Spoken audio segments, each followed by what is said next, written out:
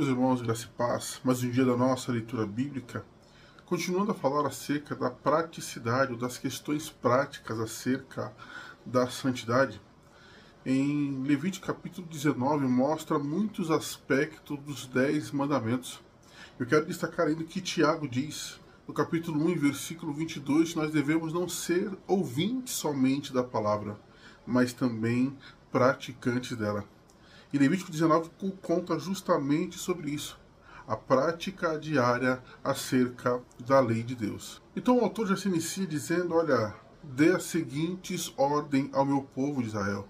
Sejam santos, porque eu, o Senhor, seu Deus, sou santo. Ou seja, ouvir as ordens do Senhor e praticar nos conduz a uma vida de santidade.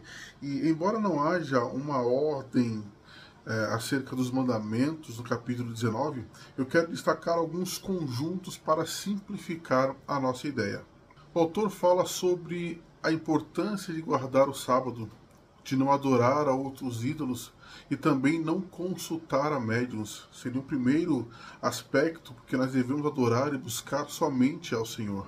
Versículo 11, por exemplo, fala sobre não roubar, mas o texto vai falar para não insultar, desonrar ou praticar qualquer tipo de injustiça, seja ao rico ou ao pobre. Além disso, o texto alerta sobre a vingança, que o povo não deveria guardar esse tipo de sentimento ou provocar esse sentimento a algum parente, por exemplo.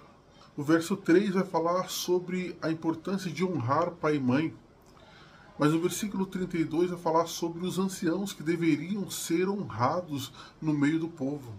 O texto ainda aborda questões de vida sexual, assim como questões de vida prática entre patrão e servo, sobre não explorar o estrangeiro, não segurar o pagamento até o outro dia, mas pagar no mesmo dia. Então, são várias questões sociais e de adoração a Deus que são importantes a uma vida plena em sua presença.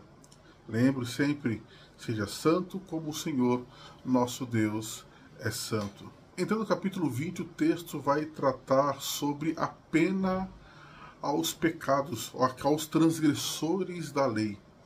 E eu quero abordar aqui algo que é importante para entendermos esse ponto, é que a condição, o momento histórico em que se viviam era muito diferente do que vivemos hoje. Então, por exemplo, hoje já não há mais a pena de morte ao abusador. Em Deuteronômio 22, 25 trata sobre esse tema. Diz que se um jovem encontrar aquela pessoa que está prometida para ele e ele abusar dela, ele deve ser morto. Em Êxodo capítulo 21, versículo 22 e 23, vai falar que se dois homens brigarem e ferir ali uma grávida, e se não houver dano ao bebê, à mãe, é um problema menor. Mas se a criança morrer, se tivesse algum agravo, seria vida por vida, ou seja, a pena de morte era instaurada aqui. Hoje não temos mais as penas de morte, porém, devemos entender que pecado continua sendo pecado, seja ele em qualquer aspecto ou qualquer esfera. E só para ratificar, Romanos 12, 2, que não devemos nos amoldar, imitar este mundo, mas ser transformados pela renovação que Deus fará em nossa mente. Então, não dá para praticar pecado e estar diante de Deus de maneira plena. Infelizmente, as duas coisas não vão andar juntas. Entrando agora no livro de Mateus, e no seu capítulo 19, o texto já se inicia acerca do divórcio, Jesus sendo questionado sobre o divórcio. E o versículo 8 para mim é o ponto-chave de tudo isso, pois Jesus respondendo, ele diz o seguinte, que Moisés permitiu a carta de divórcio como concessão por causa da dureza do coração daqueles homens, mas não era esse o propósito inicial de Deus.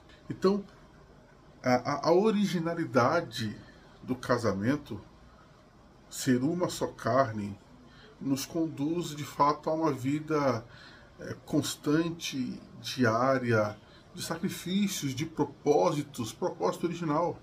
Foi assim que Deus criou. E um autor falou algo bem interessante: a única coisa que não foi boa na criação é quando eu disse que não é bom que um homem esteja só. É o único momento que o texto vai dizer que tudo não era muito bom, entende? Então, o casamento, ele é bênção de Deus, mas é necessário seguir as diretrizes da palavra de Deus para que o matrimônio permaneça constante e fortalecido diante do Senhor. Quando ferimos os propósitos inicial, quando ferimos a ideia inicial em qualquer outra prática, aí acabou. Não tem jeito, tudo vai ruir. Versículo 25, então, do capítulo 19 de Mateus, Jesus ele é questionado acerca da salvação e diz: mas quem pode ser salvo? Jesus falou que aos homens é impossível, mas a Deus tudo é possível. A primeira ideia, o primeiro propósito a se entender acerca da salvação é que ela vem de Deus. É o Senhor Deus que nos conduz à salvação, porque se dependesse de nós, jamais alcançaríamos, até porque nós não merecemos. Nós, por vontade ou esforço próprio, jamais alcançaremos a salvação. Mas lembra que falamos em Romanos 12, que ser transformados pela renovação da vossa mente, aquilo que Deus faz em nós, é isso que nos conduz à salvação. E isso linka diretamente ao jovem rico, que Jesus falou: você honra seus pais, você cumpre os mandamentos. Ele falou: Senhor, eu tenho cumprido todos os mandamentos. Jesus então fala: olha, então vende tudo que tem e dá aos pobres. Jesus estava dizendo duas coisas àquele jovem. A primeira, a importância da dependência de Deus, até porque é do Senhor que vem a salvação. O segundo ponto é que amar o próximo como a nós mesmos requer, em alguns momentos, abrir mão daquilo que eu quero, abrir mão de algum propósito meu para não ver o meu irmão mal. Falamos no vídeo anterior sobre não ser pedra de tropeço ou de escândalo na vida dos outros, e para isso, por vezes, somos nós mesmos penalizados. Então, às vezes, amar o próximo requer um pouquinho mais de nós, assim como aquele jovem deveria entender. Para finalizar nossa leitura, temos Salmos 14, o verso 1 já se inicia: diz o tolo em seu coração, não a Deus. O texto vai tratar sobre a perversão que toma conta e os males que isso traz àqueles que temem ao Senhor. Porém, versículo 5, o texto vai dizer que Deus está com aqueles que lhe obedecem. Às vezes seremos perseguidos ou caluniados, mas jamais devemos nos esquecer que o mais importante é que Deus está conosco. Meus irmãos, essas são as nossas considerações de hoje. Boas leituras e fique com Deus.